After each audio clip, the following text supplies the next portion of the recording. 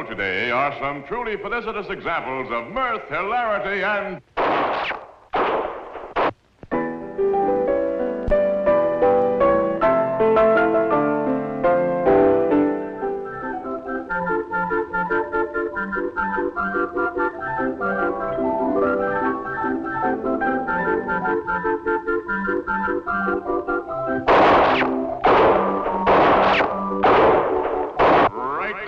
For a great big barrel of fun, a carnival of gags and laughs, gadgets and gimmicks, toys and tricks.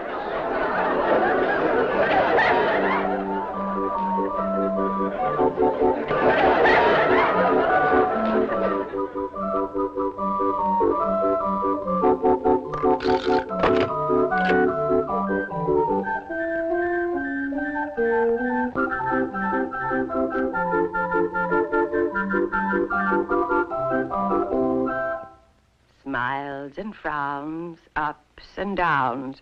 But for 1960, I can see a nation that's full of prosperity.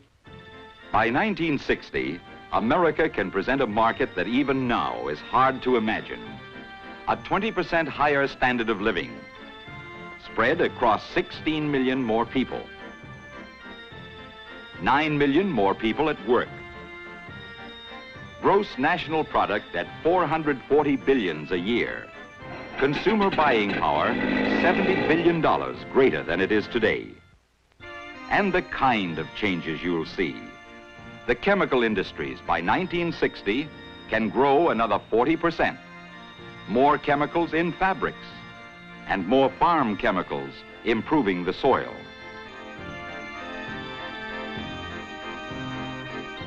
Better food and meat, 15% more of it, and more of it pre-packed. Miracle medicines to keep people feeling their best. New cosmetics to keep them looking their best. Home use of electric power will double by 1960.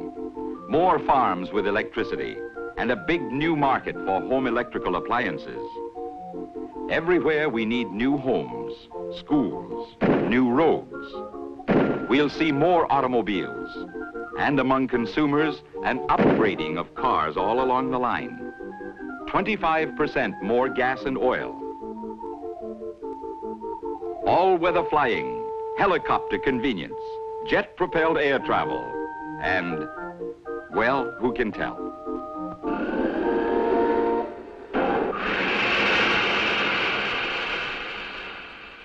Spare time will be still greater in 1960. Shorter work weeks in industry, in the home, and on the farm. Longer vacations, and more people getting them. This morning, we served 7,000 more breakfasts than we did yesterday. Tomorrow, 7,000 more than today.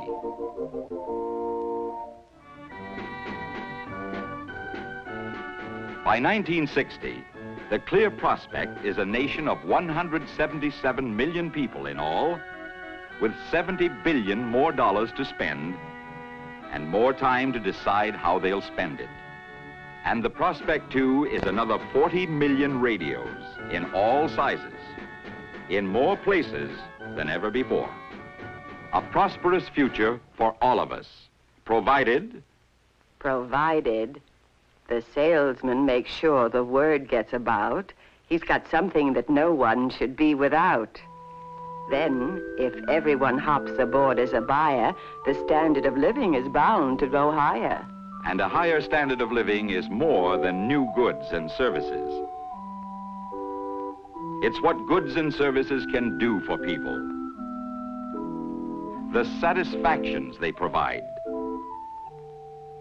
So prosperity comes down to getting everybody to want the satisfactions that a higher standard of living can bring. Pointing out these satisfactions is the job of advertising. For advertising has helped greatly in building up the economy we have today. Most successfully when it's helped people to imagine new satisfactions that are within their grasp. It's the tunnel of love. It's the tunnel of love. It makes the world go round. Its magic spell is everywhere. It's just around the corner. Of all the media advertising uses to set new goals in people's minds, radio is uniquely equipped. Radio reaches everybody. Radio sells the satisfactions that goods and services can bring. And it sells satisfactions over and over again at a price that every advertiser can afford. The world go round. Its magic spell is everywhere. So we call it the tunnel Of love.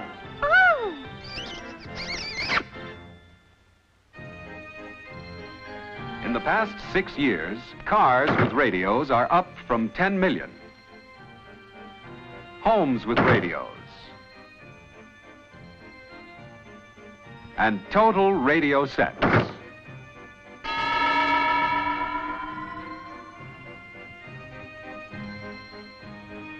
In these 6 years, the number of radio sets outside the living room has doubled.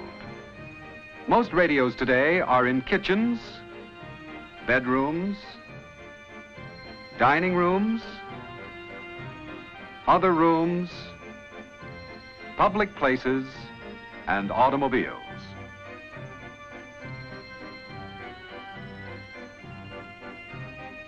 So that radio now can reach almost anyone, anywhere, anytime, including vast audiences no other medium can reach. 41 million people who don't have television, 37 million who don't read magazines, 18 million who don't read daily newspapers. Beyond this, radio creates still other areas of exclusive attention. For example, let's consider radio and television, room by room, place by place.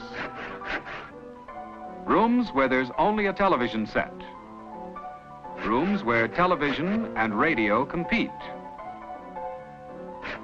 Where they do not compete.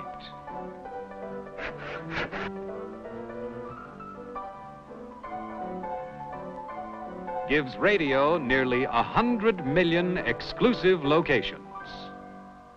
Consider, too, radio and printed media. Magazine people tell us that 3/4 of all magazine copies are read by only 1/3 of all Americans. But with the human voice... 57 beautiful girls, 57. See the 57 most beautiful girls, 57 in the world. Step right inside. The human voice gets through to everybody. To the chronic non-reader. To people who are not eye-minded, but ear-minded. To people who simply find reading takes a lot of time and trouble. Today, radio accumulates great national audiences. In a single week, it reaches 92% of all U.S. homes. And this listening is spread evenly throughout the day. Morning, afternoon, and evening.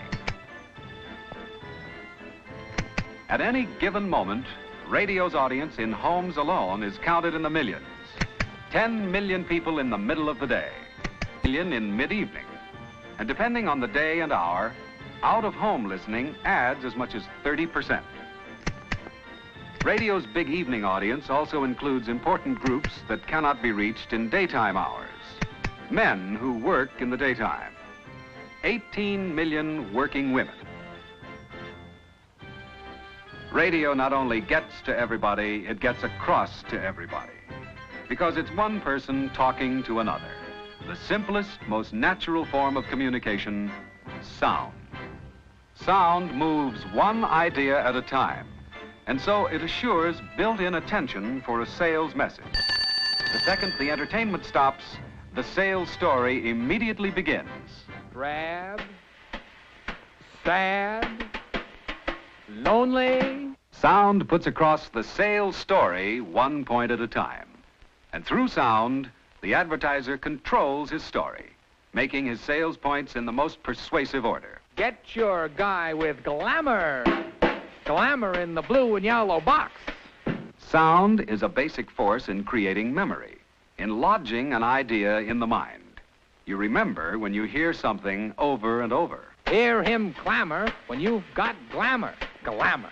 Glamour, glamour, glamour. Finally, sound is particularly effective in conveying ideas and emotions, for it is never bound by the literal dimensions or appearance of any product. And for many products, the extra values lie in the ideas people have about them. Glamour, the formula with chemicals. If you're lonely, get your one and only with Glamour, the formula with chemicals. All media have unique and useful qualities, and the ideal medium is often a combination of media. But selling satisfactions over and over again calls for frequent advertising at the lowest possible cost. And the plain fact is that today, in numbers of people reached for every dollar spent, radio's cost is the lowest in all advertising.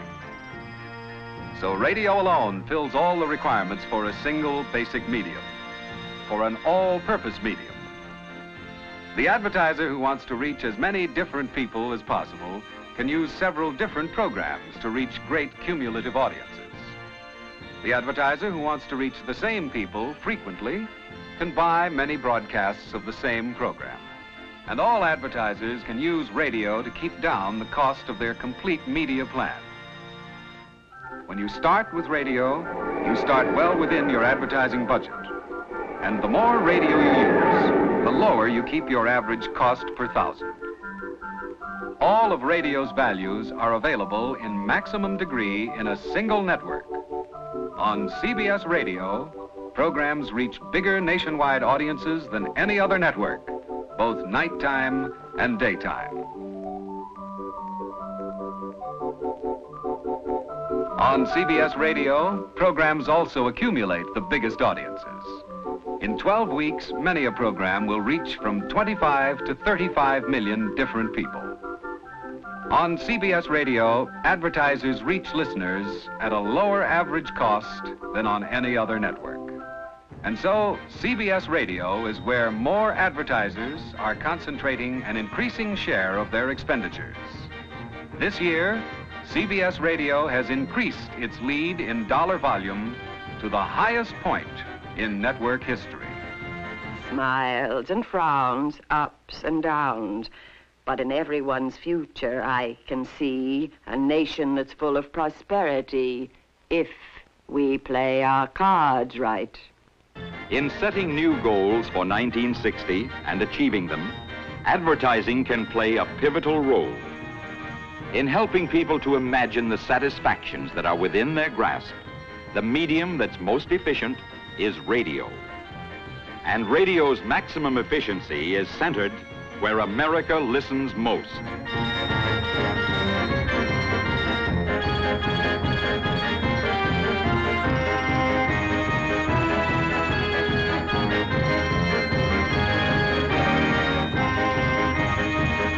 This is the CBS Radio Network.